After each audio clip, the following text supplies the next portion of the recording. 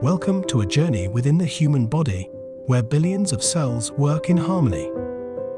Today, we delve into the lifeblood of our existence, the red blood cell. Red blood cells are the most abundant cells in human blood.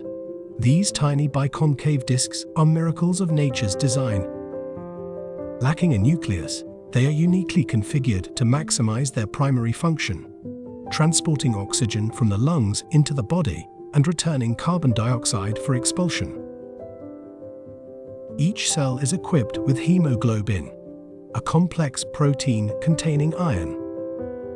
Hemoglobin binds to oxygen in the lungs, turning the red blood cells into efficient transport vehicles, ferrying life-giving oxygen to every part of the body. As they journey through our vast network of blood vessels, we witness their remarkable agility.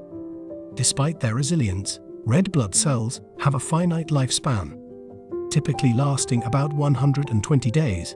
As they age, they are broken down in the spleen, liver, and bone marrow. Here, their components are recycled, demonstrating the body's remarkable efficiency. Without these unsung heroes of our internal cosmos, our organs would cease to function, unable to meet the energy demands of life.